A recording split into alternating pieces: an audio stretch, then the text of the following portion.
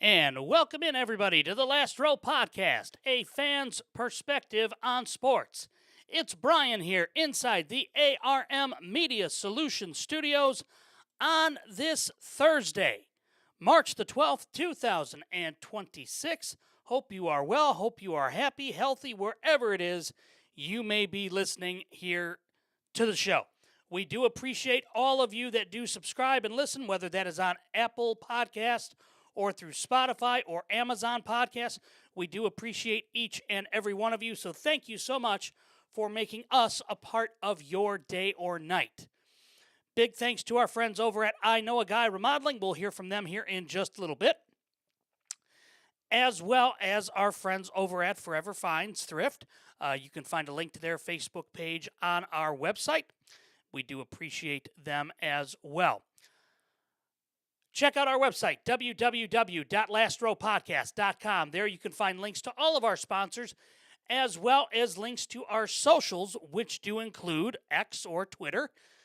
You can follow us there at Last Row Podcast. You can also follow us on TikTok as well, as we are live and in living color on TikTok Live every single night, coast to coast, sea to shining sea, and around the world. We do appreciate each and every one of you there. And, of course, you can follow us on TikTok at last.row.podcast. All right, lots of news to get to here today. And I just want to start, if we can, with the Chicago Bears. And the Bears officially here tonight lost Jaquan Brisker to the Pittsburgh Steelers, which we kind of had a feeling was going to happen as Bears fans, or Bears, fans, I guess. Yeah, that's what we'll say. Anyway, so the Bears losing Jaquan Brisker doesn't bother me. I knew he was going to be gone before the season was done with. I mean, look, he was a Matt Eberflus guy. He was a guy that served a purpose, but unfortunately for Jaquan, he was injured quite a bit due to concussions. And he missed a number of games due to said concussions. And the beating that the Bears are taking right now on this, I don't know necessarily that I agree with that. And the reason for that is because he just doesn't... Brisker wasn't reliable. I mean, listen. If I can put it bluntly like this, as I always do, Jaquan Brisker was a concussion away from being the Bears' version of Tua Tagovailoa. Okay? Not contract-wise, but health-wise. The issue for Brisker is he's a big hitter, and there's nothing wrong with that.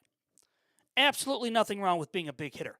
But you've got to know how to do it correctly, and you got to know how to do it smart, or be smart when you do it. And for him, look, going back home to Pittsburgh is a great fit for him. I think he's going to do fine there. The one issue that I do have, though, is all the Bears fans are just absolutely up in arms. Oh, my God, what are we going to do? Oh, no, we're losing Jaquan Brisker. More times than not, he wasn't out on the field anyway. I'm more upset about the Kevin Byard or the C.J. Gardner-Johnson departure. Yeah, Murph, we'll talk about that in a minute. We'll talk about that here in a minute. But the heat that Ryan Poles and Ben Johnson are taking, it's just so typical of Bears fans. And I'm a diehard Bear fan. Okay, I'm one of the biggest ones you'll ever meet. But I will say this much: I'm at least I have to be careful how I word this because there are a lot of Bears fans that listen. But I'm at least of the understanding that, you know what, I trust Ben Johnson. This is not the Matt Eberflus regime. This is not the John Fox regime or the Mark Trestman regime. This is a guy that knows what he wants. This is a guy that knows exactly what he wants, why he wants it, the type of player that he wants, and ultimately, He wants guys that are going to be a part of. Honestly, he wants guys that are going to be a part of it from the start. And Brisker just didn't fit that mold. And that's okay. It's okay, Bears fans. We're allowed to be picky, if you will. But Bears fans don't understand that because, look, we have the mentality, and I'm using we as a collective, as a Bears fan. We have the collective mindset that we can't have nice things. Well, guess what? We need to break that because if you're a Chicago Bear fan, get ready. And the reason why I'm saying get ready is this. You have the head coach. You have the quarterback. That's what you need in today's NFL. If you're going to succeed, you've got to have a head coach and you got to have the quarterback. The Bears have that. On top of that, I believe that the Bears have given Ben Johnson more player personnel control than any head coach has had since Ditka, realistically. And I think that's a good thing because he knows the type of guy, and Murph, you said it perfectly in the chat, he wants his guys. He wants his kind of player. And I believe that Ben Johnson knows exactly what he wants. And if Jaquan Brisker or C.J. Gardner-Johnson or Tremaine Edmonds don't fit that bill, so be it.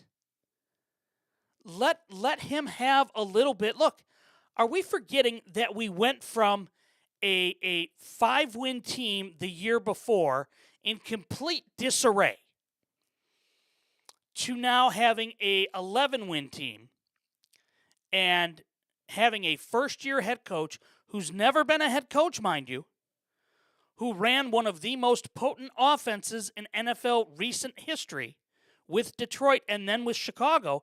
My God, most Bears fans weren't even born when the Bears had a last top 10 offense back in the 70s. I mean, let's think about that for a minute. The Bears' offense has always been running the football. You run, you run, you run, you punt. And then you rely on the defense to get turnovers, and it is, it's been the method for 40-plus years. Well, guess what? When you have an offense finally that you can trust and a quarterback that can make all of the throws and a coach that has the guts and the intestinal fortitude to do stuff, my God, have a little faith. I mean, I got a text from my dad earlier, and it was like the world was coming, the world was ending. And it's like, look, just give them time. Well, who are they going to draft? Well, look, there was big draft news today, by the way, and it impacts the Bears, and we'll get to that in a little bit. And we'll talk about the Titans' uniform drop here in just a moment. But Bears fans have to understand that we can have nice things. It's okay. We can have nice things. And if we have those nice things, good things are going to happen. And good things are going to ultimately lead to a Super Bowl, hopefully. That's the end goal, right? You want to win the Super Bowl. So for the Bears, losing out on Jaquan Brisker, losing out on C.J. Gardner-Johnson. Now, look, the Gardner-Johnson one bothers me a little bit, but I'm not. You can find a guy to replace him, but he brings an attitude. He brings a swagger to the team that I like. Now, maybe that's going to be taken over by Luther Burden. Maybe that's going to be taken over by Caleb, by other guys. I don't know, but Bears fans just need to, if I could take a page out of Aaron Rodgers' playbook, relax. Just relax. If Tyson Bagent can net you a second or third round or fourth round draft pick, guess what? That's a good thing to do. We don't have to hang on to him. It's okay. There's more quarterbacks out there that you can develop and fall in love with from smaller schools. Okay? It's okay. It's not the end of the world if the Bears trade Tyson Bagent. My God, it's not the end of the world if they trade Cole Kmet, a Chicago kid. That's okay too. But Bears fans just have an absolute doom and gloom philosophy. And you have to understand, and you know what? I'll say this. It's really, it runs parallel with being a Cubs fan. Because up until 2016, we weren't allowed to have nice things, right? Oh, we'll never win the World Series. Oh my God, we'll never. And then Joe Madden comes in 2015, and guess what? He changes the culture to a winning culture, and he changes the attitude in the clubhouse. And guess what? Year 2, they won the World Series. Now, I'm not saying the Bears are going to win the. I'm not saying they're going to win the World Series, but the Bears fans can at least have the opportunity to feel good about this season. And you know what? The other thing too, have some confidence about next year. Nobody in the division has made really any big moves. Nobody has. Except for tonight with Minnesota signing Kyler Murray, which we knew it was going to happen. And look, if Bears fans are truly worried about Kyler Murray, he can't see over the offensive line. He's going to be busy playing Call of Duty like he has. And he's only there for 1 year.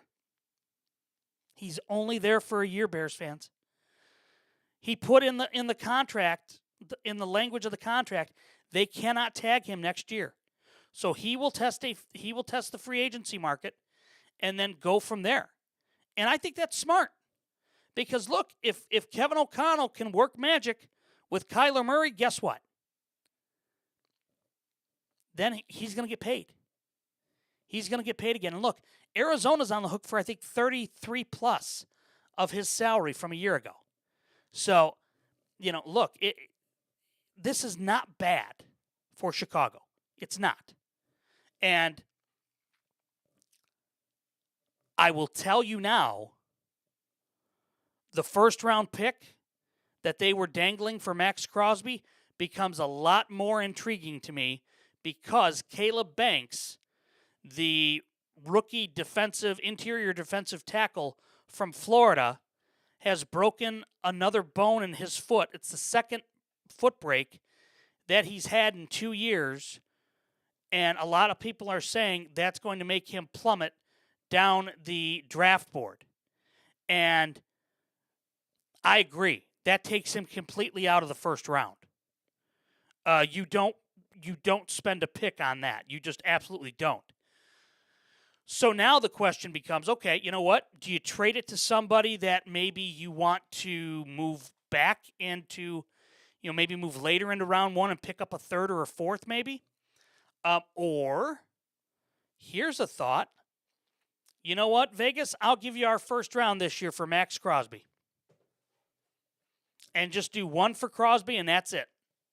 And if Vegas doesn't want to do that, you know what? That's fine. But at least at that point in time, you've made the offer. Don't include a second. Don't include a conditional. Make it a one-time thing. Make it a one-time thing. And if they go for it, great. And if they don't, great. Then you can use that draft pick as leverage to maybe get back further in the first round, maybe get a 4th or a 5th round pick.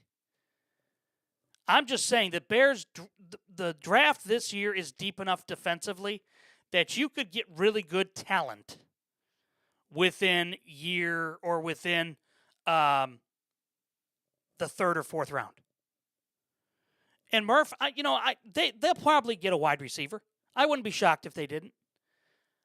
I think they'll get a wideout in the draft, somebody that they can bring alongside Rome and Luther and Colston Loveland.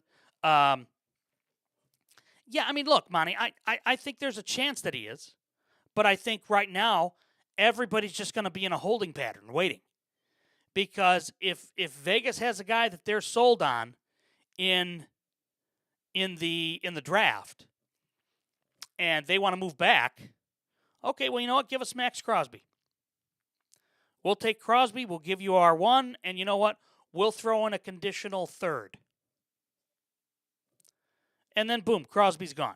I still think he starts the year in a different uniform. I still believe that. I don't know if he gets traded right now, but I think closer to the draft or closer to training camp, he probably will. But we'll see. That's the joy of it. And if he doesn't get traded, then you know what? The Raiders improved their team by keeping Max Crosby and signing all those free agents. So it's certainly a an option that he doesn't get traded, but we'll see. In terms of what the Bears are looking at now, that Caleb Banks is hurt. I would have liked them to have been in on any of the defensive tackles that are available through free agency or defensive edge rushers. And I know Cam Jordan is still out there. I know that Jadeveon Clowney's out there, Bosa's out there. Those guys are fine, but they're not gonna be there in the long term. So I wouldn't be shocked if the Bears moved back just to try to get some other draft picks. Get as many shots as you can on it. Yeah, and I saw DeMarcado go to Kansas City. I'm not a fan of his either, John. The safety that Pittsburgh signed from Chicago, Monty, Jaquan Brisker, he's a big hitter, but the problem is he's had a concussion issue. And I've said he's Chicago's version of Tua Tagovailoa, not in the contract sense, but in the concussion sense. He has been a great he hasn't been reliable because he's had so many concussions. But with that being said, he also, when he's been healthy, has been a pretty effective in the box safety, I would say. Plays the run, pretty well. But again, he doesn't know how to tackle properly. I'll just say it like that. Because he ends up getting concussions left and right. And it's unfortunate. Because it doesn't get a it doesn't allow the safeties to play how they should. So Pittsburgh's getting an okay player. I'm not saying that. But what I am saying is that realistically, there's a reason why he's not in Chicago anymore. And I think it's because Ben Johnson didn't want him. I don't think Dennis Allen wanted him. The concussion factor is a big part of it. I mean, look, he's one hit away from being in a real bad position. And he missed a lot of games last year, not this past season, but the year previous with Eberflus. And it's a problem. It's a problem for him. So we'll see. I think he'll do okay in Pittsburgh, but I don't think it's a home run signing by any means. So the other factor too, if you think about how bad the Bears' pass defense was this year, there's a reason why they're not bringing back Jaquan Brisker and Kevin Byard and Nashawn Wright. They were 29th overall in defense. If Dennis Allen gets his guys in there and they jump from 29 to 15, that's going to be a problem for the NFL. That's going to be a problem for the NFL. So I think that the moves that they're making, and it kind of comes full circle to what we started the show with, Bears fans just don't know how to react because we're just so programmed to not have nice things. Yet when we have the nice things, guess what? It's okay. There are other nice things out there. And I think the Bears are going to be I think they are going to I think they're going to be okay. What's happening, Scott? How are you? So there's that.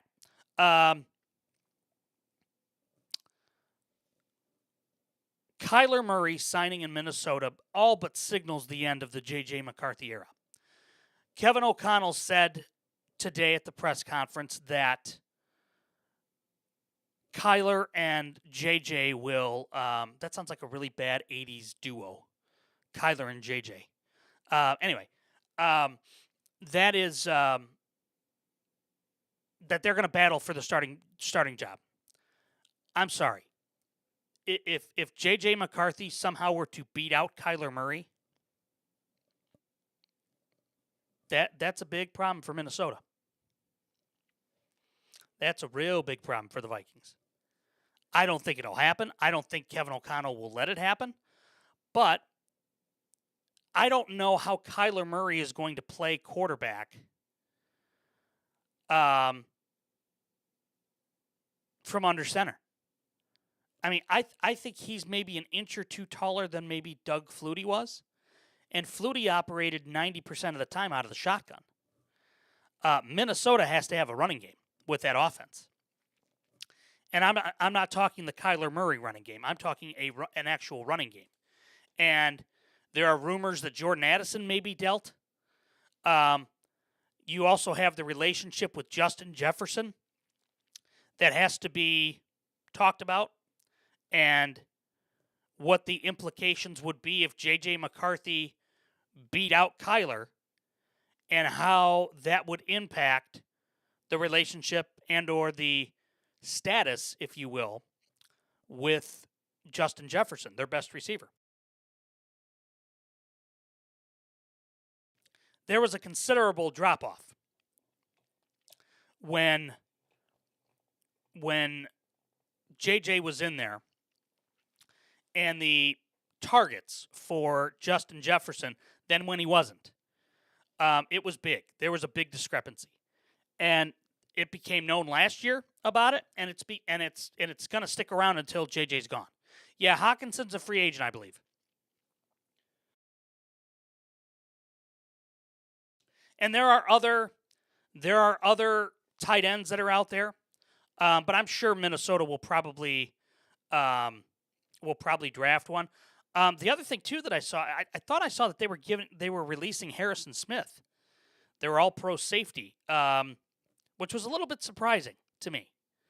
But that goes in line with going against the Brian Flores defense and what Javon Hargraves tweeted out about, if you want to be if you want to be a good defensive player and you want to get get a sack or anything like that, that's not the defense for you. And I think that's going to have an impact.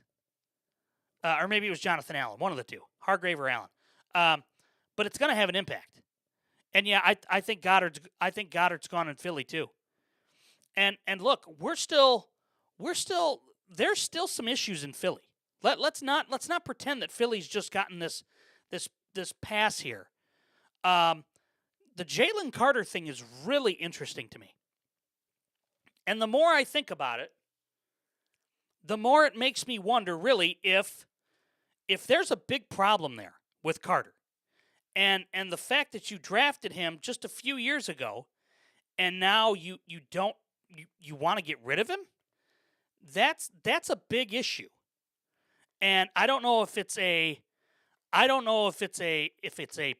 player type. I don't know if it's a locker room deal. And Murph, you know about it.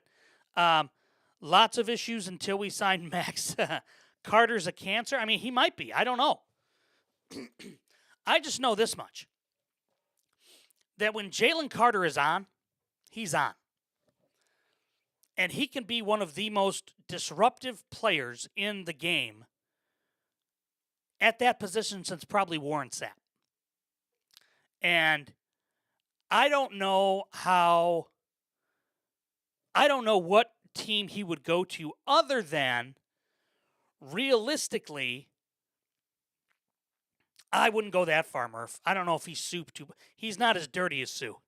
Sue would take cheap shots. I don't, and I don't listen. I don't follow Philly enough, but I know enough about Carter to know that I don't think he's a dirty player in that regard.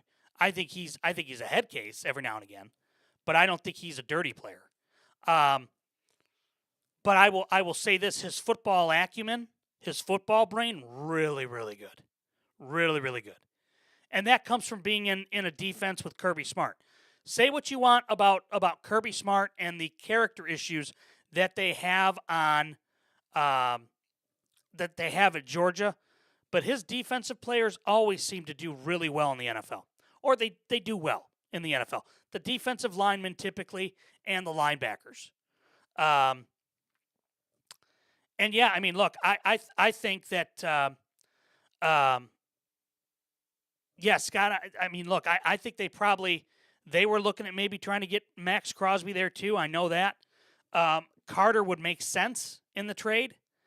But I also think Sirianni wants to get away from the narrative that he doesn't own the locker room, that he doesn't have control over the guys.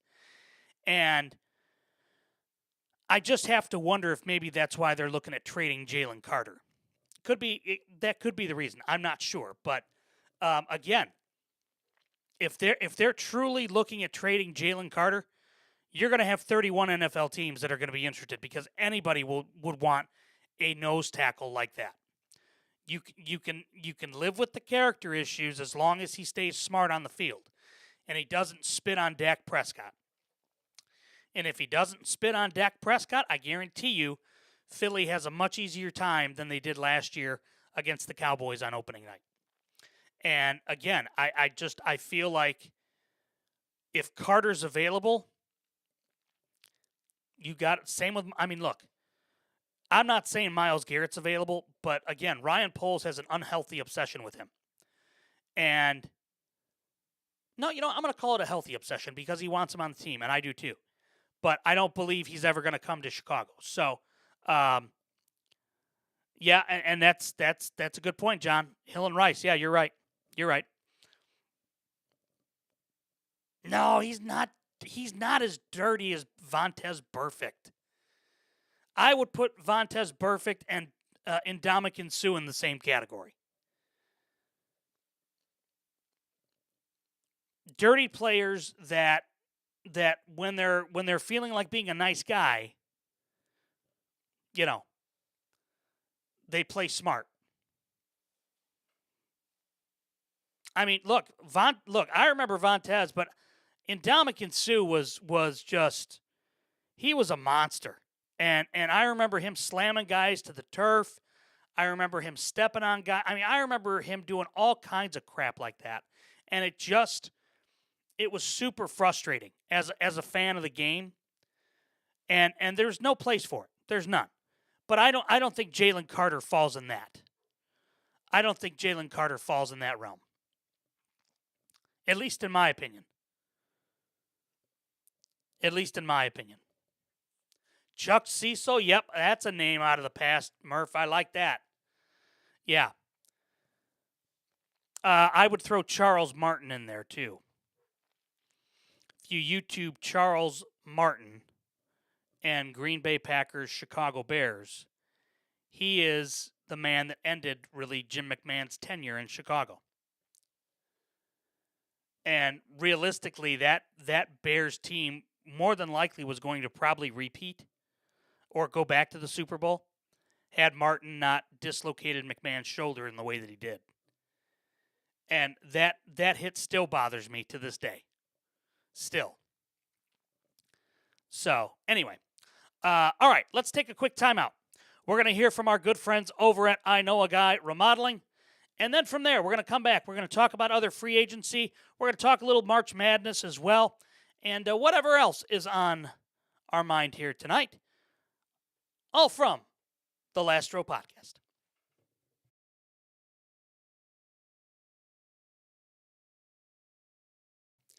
There's nothing like opening day. Fresh grass, clean uniforms, 0 losses. Everybody is in first place. And spring is your home's opening day, too. New seasons, new projects, new expectations. if your kitchen's been in a slump, if the bathroom's on the injured list, if your basement looks like it got sent down to AAA, it's time for a call-up. With your top prospect, I Know a Guy Remodeling. They bring big league results, precision, power, veteran leadership, from full remodels to smart upgrades. They don't do minor league work. They build a home field advantage. So this season, don't just hope for a turnaround.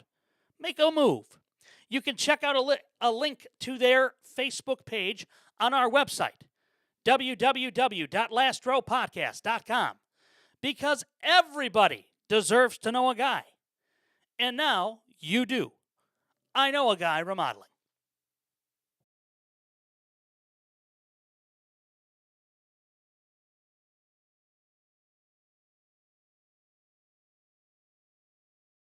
Alrighty, we are back here on the Last Row Podcast.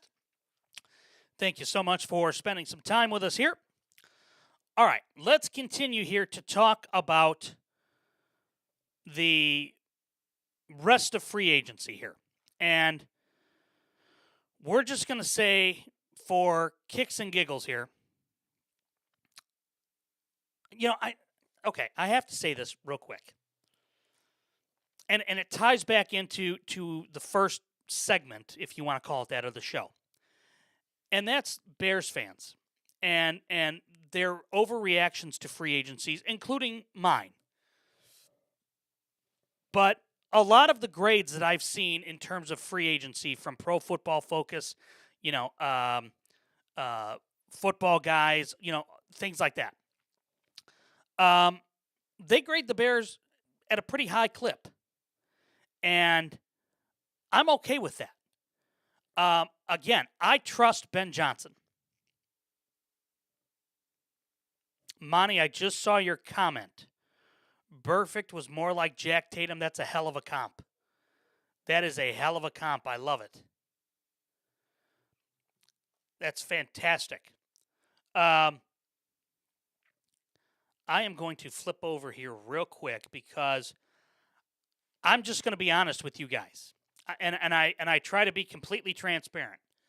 Typically, after doing the show and we do the overtime, I will stay awake for half hour, 45 minutes, kind of winding down. And I'll watch a game or I'll, do some things around here. And I was watching the Oklahoma game against South Carolina last night. And I turned it off with maybe 6-7 minutes left in the game. And I thought, well, Porter's going to be gone from Oklahoma. Porter Moser, their head coach. And I was stunned earlier today when I saw that they won, that they pulled the game out, because they were down when I turned the game off, and it wasn't close. And then all of a sudden they went on a run. And oh my goodness, did they go on a run. And they won the game. And I was completely stunned by that. Completely stunned. So, that was cool. That was really cool to see. All right.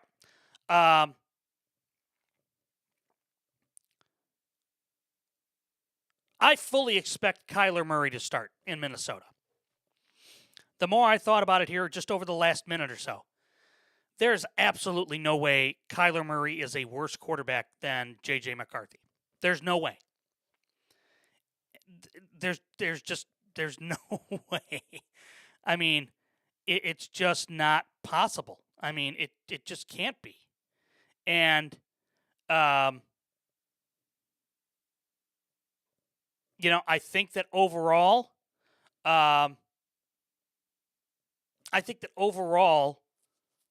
for Minnesota had to clean up a lot. Hey, there he is, Mr. First Down. Now, I will tell you this real quick.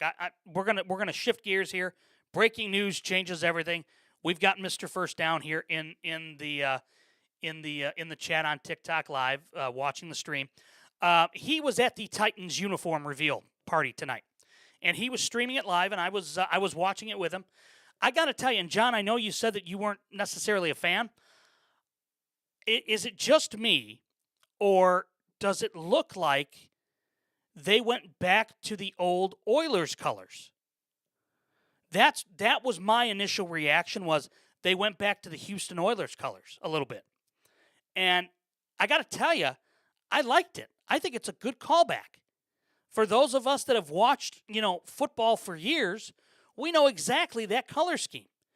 I really liked it. I think it works. I absolutely think it works. Now, obviously, they're not going to have the advantage like they had when the Oilers played in the Astrodome, but certainly it's an upgrade, I think. And seeing Jeffrey Simmons in that uniform just made it kind of all hit home. Seeing Cam Ward in it, not so much. And Mr. First Down had some comments in his chat or in his stream that, and I loved Kyle Brandt. Kyle Brandt's a Chicago guy too, man. I love that guy. There were some comments that were made about, Cam Ward, and, this is pretty sad if Mitch is our number one. And I loved every second of it just because it just feeds into my thought about Cam Ward. But he's not a big guy, Cam Ward. I mean, Kyler Murray's short. Cam Ward might be 6 foot. Yeah, the orchestra with Enter Sandman, that was amazing. That was flat out just sick. Yeah, that was incredible. Yeah, I was glad I was able to catch it for a few minutes. I was glad I was able to catch it, and then I saw the I think Adam Schefter tweeted it back out, the video of the reveal, and I was like, ooh, I like that. All right, and I know some of the absolutely, yeah. I mean, you're talking about one of the greatest Titans of all time. Yeah, right. Virginia Tech is suing. Yeah. Look. I mean, I'll just be honest with you. Eddie George is one of the most underrated running backs in the NFL, from the NFL, bar none. Didn't have a very flashy career, didn't have, not in the Hall of Fame, but maybe the Hall of Really Good. And I'll tell you what, he is such an integral part of what that franchise was. He and McNair. He and Steve McNair both. And look, I'll just say this much. Love him or hate him, Jeff Fisher, he's just as big as that franchise as those two guys are. Being their first head coach, the Music City Miracle, getting to the Super Bowl against look, that was uncharted territory at that point in time for an expansion team or a relocated team. And, they did, look, he might be Mr. 8-8 himself, but you know what? Man was an 85 Bear and was on the injured list all year, but he was a Bear. So he has the Ditka mustache. But, look, he was as good of a first-year head coach and really first-time head coach as there had been. And the dysfunction that had been in Houston with Jerry Glanville, and you had Buddy Ryan and Kevin Gilbride punching each other, and again, I truly believe he's as big of an integral part of that team as Steve McNair, as Frank Wycheck, Kevin Dyson, Kevin Carter, all those guys. Yeah, look, yeah. Harrison, George, and Wycheck. Yeah, absolutely. And look, I think that Jeff Fisher, I think he got a raw deal in L.A. with the Rams, or in St. Louis with the Rams. They drafted Sam Bradford for him. Come on. It's not going to get it done. And then you go from Sam Bradford to Jared Goff. Ugh. That's going from Kyler Murray to Tua. So, but again, yeah, I like the uniforms. And it'll be cool to see them on the field. It'll be interesting to see how it plays. And they've got a new stadium down there too, don't they? Or they're getting a new stadium. Yeah, I think Parker was. Yeah, I think you're right, Monty. Yeah. Oh, nice, Murph. Okay, so 2027. So they've got one more year in Nissan Stadium, right? Is that what it's called now? I think it's Nissan Stadium. I could be wrong. Anyway, yeah. Yeah, look, I mean, she's a more modern stadium than the Bears have at this point. So, but again, I think the moves that Tennessee made this offseason, and I think the biggest one honestly was getting Robert Saleh, because I think he's going to be a really good head coach. I really do. Getting him and I'm not saying that Nashville's a small market by any means, because it's not. But getting him out of New York was the best thing. Best thing.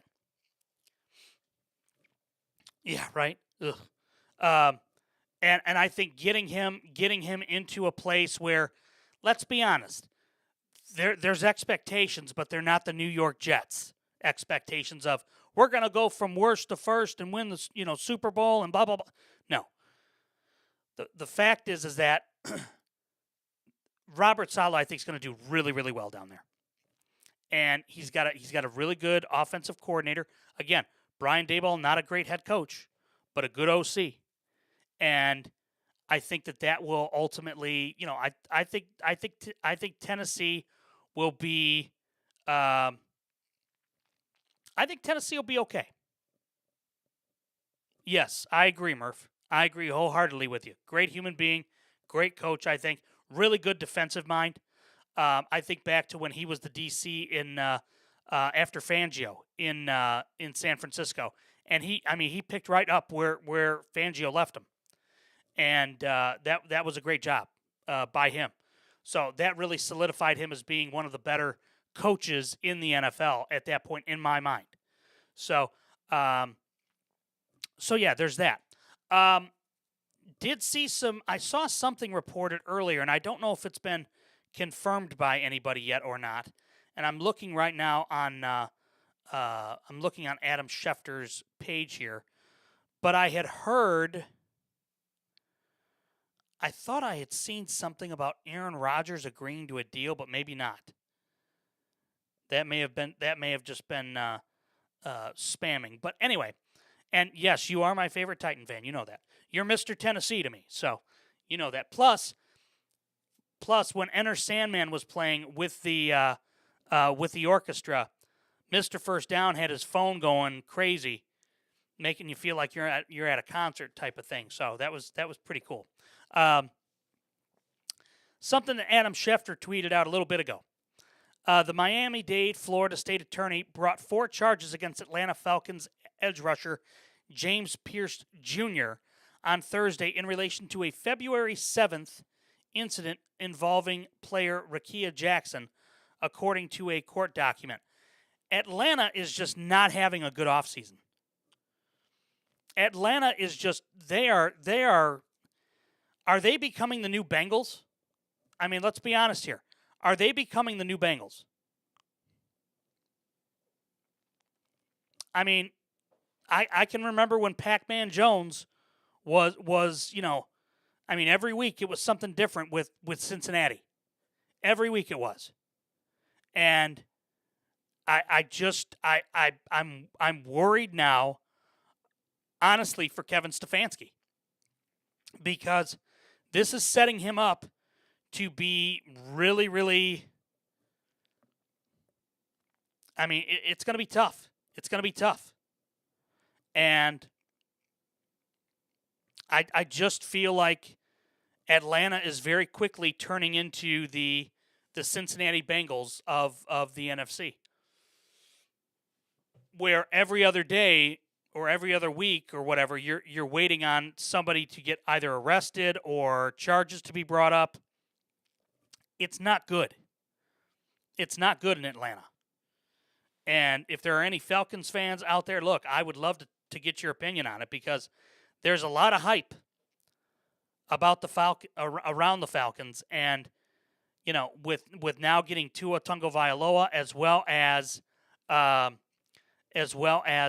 having Michael Penix, Bijan Robinson, Kyle Pitts, Drake London, and now having Kevin Stefanski there. I mean, look, Kevin Stefanski, in my opinion, is right up there. Not right up there, but he's close. He's close for to being with O'Connell and McVay and those guys, in the sense that his offense, when it's working, it works really well. I mean, my God, he took Cleveland to the playoffs 2 years. I mean, that tells you how good of a coach he is. In spite of the ownership and general manager. So I believe that Stefanski will get them turned around. I think that it's worth noting that look, yeah, and the Browns, yeah, they're very much so. You're right, Monty. Realistically, Atlanta could surprise some people this year, especially if Stefanski can unlock Tua. Now, if he can't, then you've got a big, a contract there that you probably could have used on somebody else on defense. And unfortunately for Atlanta, they've just got a number of different guys that are getting that are not doing what they are supposed to do. We'll just leave it at that. All right. Let's talk here a little bit of March Madness, shall we? And I got to tell you, I was watching the Duke and Florida State game, and for 95% of the game, Florida State outplayed them.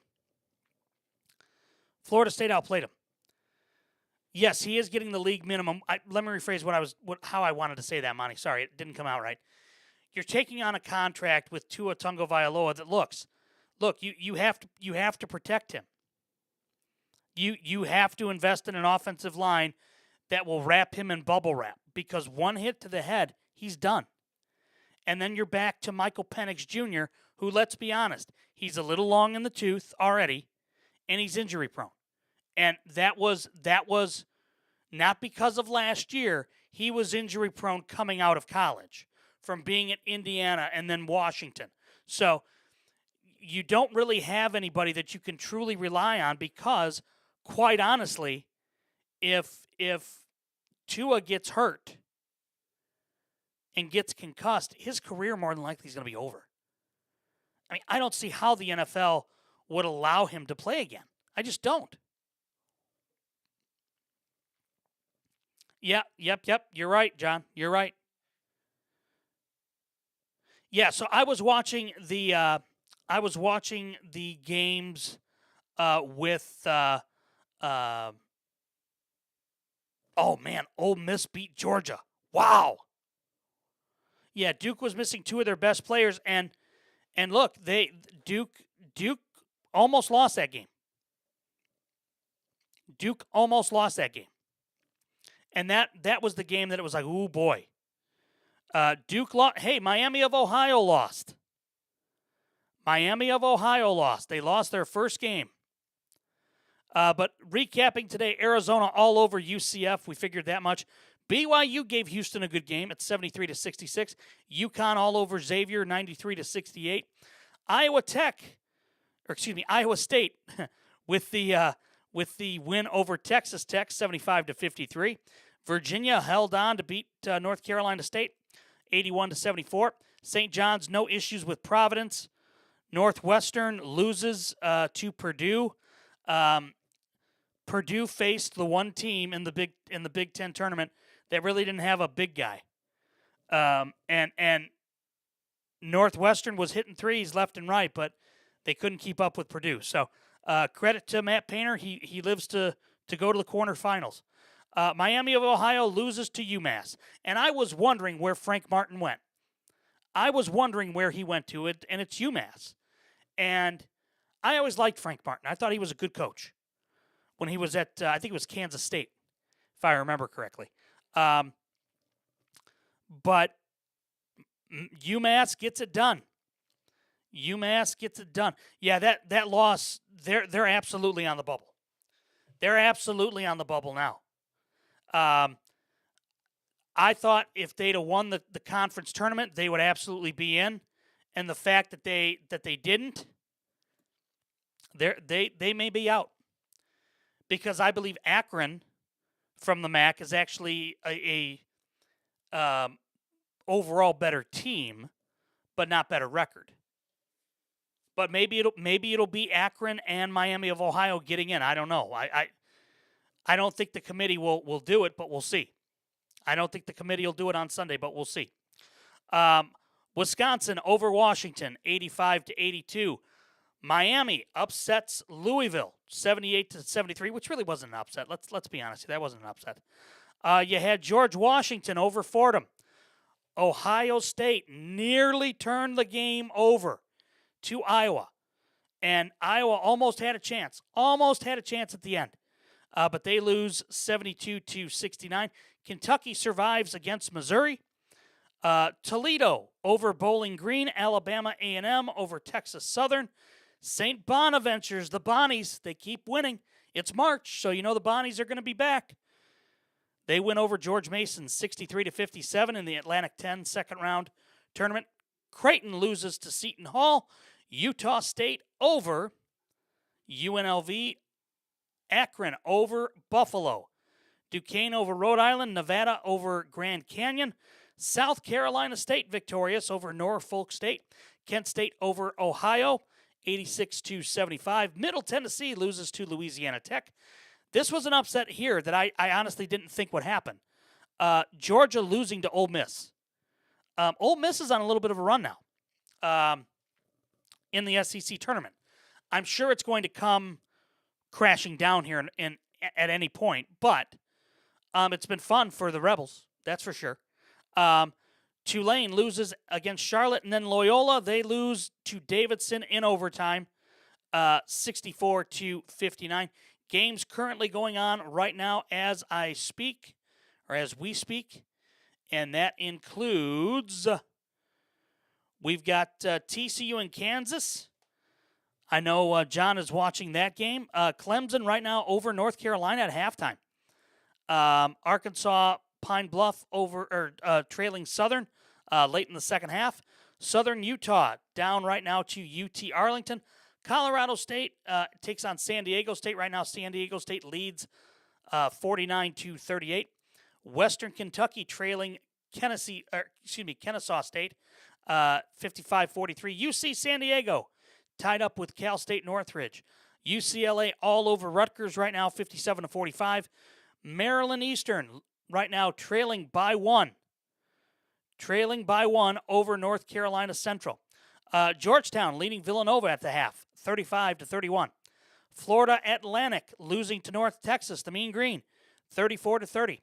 And then Oklahoma right now all over Texas A&M. And look, if there's a coach that if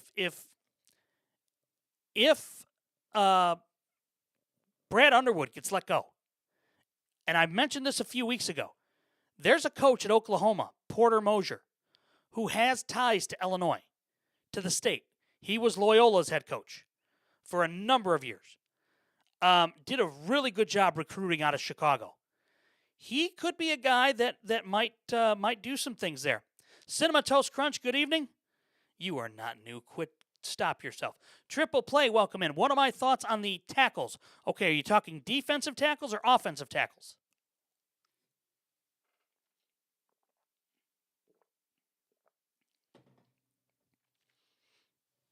I am well, sir. How are you?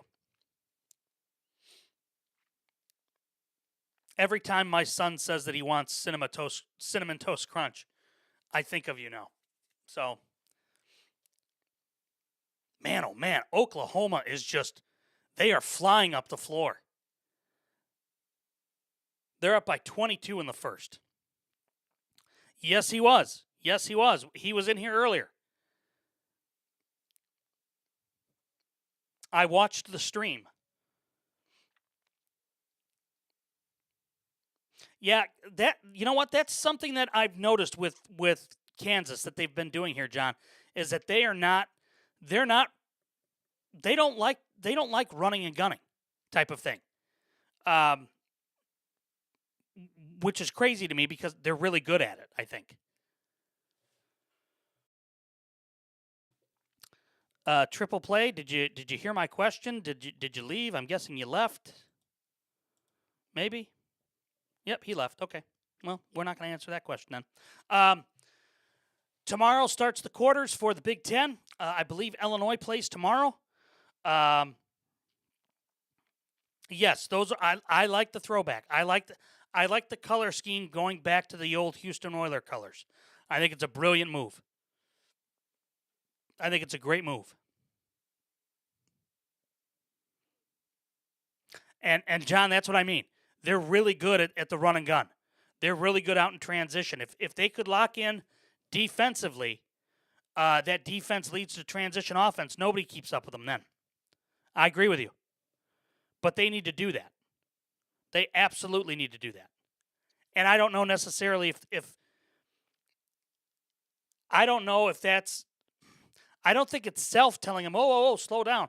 I think Self is trying to encourage them to go and go forward and do everything they can to run and gun, but we'll see. I am really intrigued right now by Oklahoma.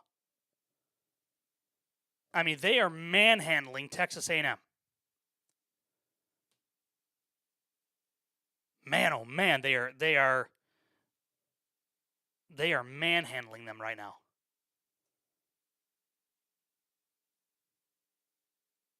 Oh, A&M misses a layup at the end of the first half, and Oklahoma goes up at halftime by 22. Wow. Boomer Sooner, let's go. Love Porter Moser. I didn't think he would ever leave Loyola. I never thought he would leave Loyola, and when he did, it was a shock. It was an absolute shock. So good for him, though, having a good showing here in the SEC tournament. I'm happy for him. I'm very happy for him with that. All right, couple of other news and notes things here to talk about.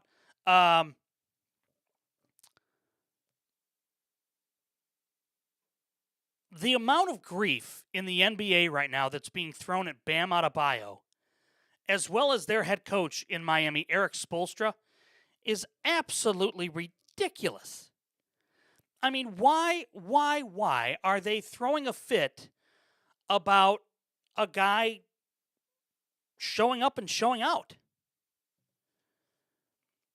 Yes, I do remember that, Monty. I do remember that. Yes, it was a big story in Chicago when Porter was getting courted by St. John's. It was big. It was a big story. But I'll tell you what, the guy can coach basketball. He can absolutely coach basketball. But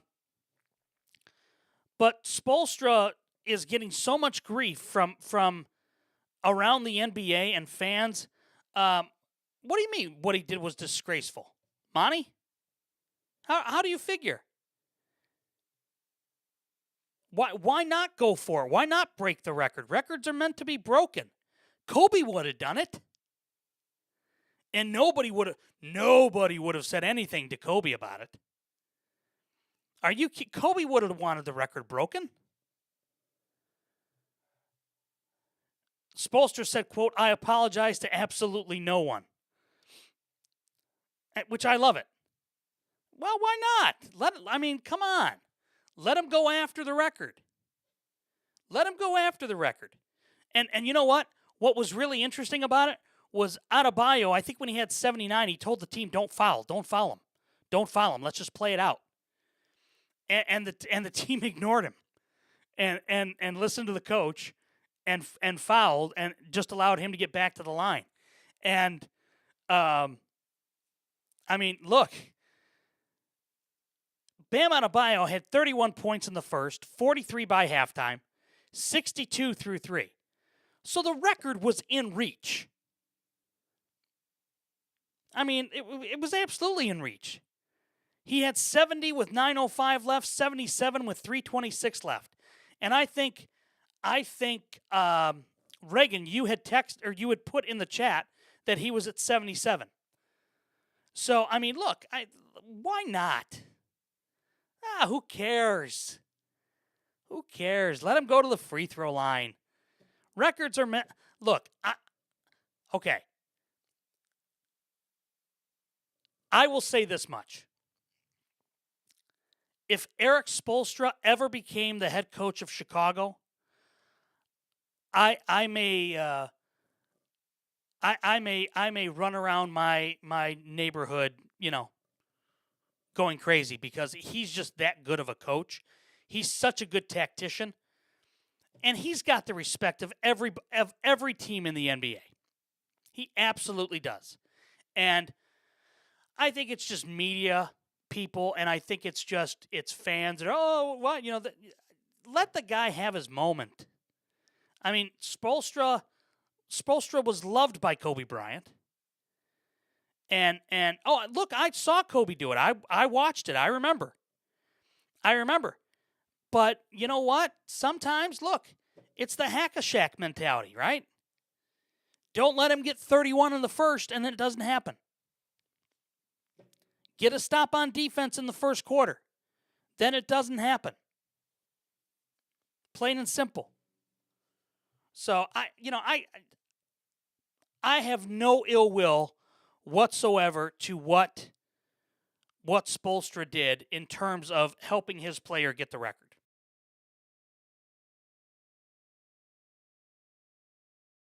Now, if it was LeBron, that'd be a different story. No, I'm just kidding. Calvin Austin leaving the Steelers to go sign with the Giants.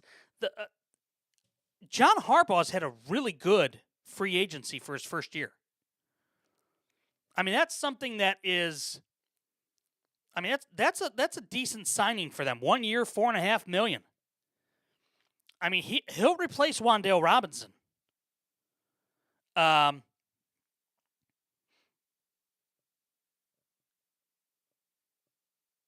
hey, we can agree to disagree, Monty. That's fine. That's the joy of sports, man. Up 40 and yeah, I mean, look, I get it. I understand. Yeah, I mean, look, Harbaugh is definitely a player's coach. There's no question about it. Harbaugh is absolutely a player's coach. And TikToker the Ruler, welcome in. Have been a while. How are you? Yeah, I mean, they may do that. I also think, though, that I mean, now that they've traded all their running backs away, they need a running back. And that's the other part of it, Monty, that you and I agree with. He's a really good slot wide receiver if he's healthy. And if he can stay healthy, then you know what? Then they got a good one. But I think what's going to happen is that I think you're going to see. I mean, look, New York is they're dying for a winner. The Giants are, and the Jets too. And football and any pro sport. Let's be honest here. We've talked about this before. When the big media markets are good, it's better for the leagues. You know, when Chicago is good, yeah, but Travis Etienne is not that. I mean, he's not. He doesn't worry me anymore. I'll just say that. I absolutely agree with you. No question about it. I think you overpaid for him. Yeah. I really think that in the NFL specifically as well, when their schedule was brutal. I get that, but you know what? I mean, you got to play who's on the schedule, right? And I think that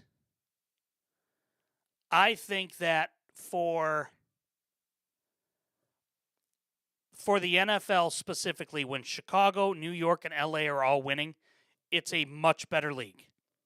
It's a much better league. And I don't think that them hiring John Harbaugh is going to hurt one bit, one way, shape, or form. I think they are going to be a very good team this upcoming year. The biggest issue, as far as I'm concerned, the biggest issue that I'm concerned with, if I'm a Giants fan, is the health of Jackson Dart, because they losing Jackson Dart to the concussions, the potential concussions. I mean, he was evaluated 5 or 6 times this season as a rookie. That's a problem. And I'm hopeful that Harbaugh and Matt Nagy can show him that he needs to change. Exactly, TikToker. He's got to change his way of playing. He cannot play with ruthless aggression or reckless abandon. Otherwise, they're going to be looking for another quarterback in the next year or two. I mean, seriously. You have to think about, you have to be making smart business decisions as an NFL player. And the way you do that is you protect yourself. And if you don't protect yourself, you end up like Tua Tagovailoa, who realistically is a concussion away from being done. I mean, I believe the NFL needs to institute a concussion protocol is the only term I can think of, but limit almost, to where if you have to be independently verified or independently, have a concussion specialist come down and give you a neurological test inside of a blue tent to see if you're concussed more than 2 times in a season, that's a problem. That's a problem. And I think the NFL needs to address that. And I know they're trying to do with the Guardian caps and so on. The Guardian caps are making a difference, but it's not the same. It's just not the same. So I believe that the NFL needs to do something to implement a concussion limit, if you will. If you get 2 concussions in a year, you know what? Yeah, minimum games missed, yes. I agree with you, yes. That would be something I would be fine with. You have to miss a minimum of 4 games or 3 games. Because, look, it's such a serious injury. When your brain is literally going like this inside of your head. I mean, Jay Cutler is one that has admitted he had undiagnosed concussions dating all the way back to college at Vanderbilt. And that played, I think, a huge part in later in his career. I truly believe that. You look at Tua Tagovailoa. I mean, when you see the fencing stance when he gets hit, I mean that's terrifying to watch. I mean, my God, the NFL almost had a player die on the field during Monday Night Football because he got hit in the right spot at the right moment at the right time. I mean, is that what it's going to take for safer regulations for head trauma to be in the NFL? I mean, look, I love the NFL. Don't get me wrong. I truly, truly do. But my concern is that it's going to be a major, major problem. And I get that, TikToker. I get that. And CTE absolutely is real. It absolutely is real. Yes. It's a proven medical diagnosis. And it absolutely has to be addressed in the NFL. It has to. And I know fans don't want to hear that, but you know what? If you want, Jackson Dart in New York to play for 10 years or 12 years, guess what? You better institute something that is going to make it, it has to be implemented. Has to be implemented. Yeah, Murph. Yep. Yeah, I mean, any of those guys. I mean, I look at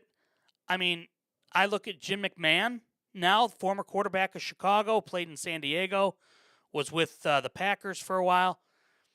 I mean, Brett Favre's got Parkinson's, and he absolutely says it's attributed to the because of the concussions that he had. I mean, Rodney Harrison has, because of all of his concussions, he has he has a humongous migraine problem now, and it's gotten better over the years. And I watched something about Rodney Harrison with it specifically, and right after he played, he started getting these really bad piercing migraines. Had to go into his home theater room and just shut the lights off and just lay there in complete silence. I mean, that is, and that was 10 years ago. I mean, you look now at what the game is, and Monty, you're spot on here. Speed is absolutely a huge problem, but also the tackling. Tackling is still an issue. Yes, Murph. Yep. Of a 90-year-old man. Yep. Well, I mean, Dave Duerson, former Chicago Bear, same type of thing. He had CTE. He had CTE, and it impacted him the rest of his life. And unfortunately, it caused a number of problems for Duerson later in his life. So, I mean, and look, they've tried TikToker. They've got Dr. Christopher Nowitzki, who he started the CTE. I'm going to look for it right now because he started this. He started a concussion. Dr. Christopher Nowitzki. Let's see here. Newark. Let's see here. No. It's a concussion thing that he did. But anyway, yeah, Harvard grad. Yes. Former WWE wrestler. Yep, exactly right. Who got a concussion while in the ring. That's what led to everything. He got a concussion while he was in the ring. It ended his wrestling career, and he started he started. It was a concussion study, and it absolutely turned everything into a how things got how the brain functions. The Concussion Legacy Foundation, that's what it is. CLF. And he co-founded the Boston University CTE Center. And the work that they do there is absolutely incredible. And I mean, now he's 47 years old, and he is doing such incredible work at the CLF, the Concussion Legacy Foundation, that has ultimately led the NFL to doing some things to prevent concussions, but ultimately, there's still more work that needs to be done. There is still more work that needs to be done. All right, before we wrap up the show here tonight, want to just say, yeah, Murph, that's yeah. I mean, and as a parent, I couldn't imagine. I can't imagine my son having one. I can't even think about it. I want to just make aware to everybody the absolutely horrific events that took place earlier today up in Michigan. If you haven't heard about it, just watch any news story or look on whatever news you follow. Absolutely horrific what happened at the synagogue, the shooting at ODU. Yeah, the shooting at ODU, yeah. In the Jewish synagogue up in Michigan. And look, we are in unprecedented times. And I'm not getting political. That's not where I'm going with this. But what I'm going to say is that we are all Americans at the end of the day. And we have to take care of each other. Doesn't matter the race, doesn't matter the creed. To take a line from Remember the Titans, and I quote it often, doesn't matter if you're red, blue, green, white, orange. We all have the same blood. And for what happened today, just tonight, make sure you say a prayer for those folks, and make sure that at the end of the day, we as Americans, we need to help each other out, and we need to make sure that those that are impacted by it personally, we need to make sure that they're looked after, because what is happening right now in the world with everything over in the Middle East and everything. Again, I don't care if you're Republican, Democrat, Independent, white, black, red, blue, green, or orange. Unfortunately, this is something that just happens far too often, and it's becoming. We're losing sight of who we are as Americans. So, make sure you say a prayer tonight for those that are affected, and for those that even aren't affected by it. Because at the end of the day, all we've got is each other, and we have to take care of each other. So, with that, that's going to put a bow on this edition of the Last Row Podcast. I want to thank you so much for listening, and thank you for taking time out of your day or night to spend some time with us and get away from all of the craziness that is out there in the world right now. So, if we can be, give you a little bit of levity, we've done our job for the day. I want to thank our friends over at I Know a Guy Remodeling. Thank you to Forever Finds Thrift, as we appreciate them for their continued support of the show as well. I want to thank you, the subscribers and the listeners. Those of you that are on TikTok Live, stick around with us. We'll continue with the overtime. Those of you on YouTube Live, thank you so much. Hop on over to TikTok. We do appreciate it. And until tomorrow night, when breaking news changes everything, I'll see you in the last row.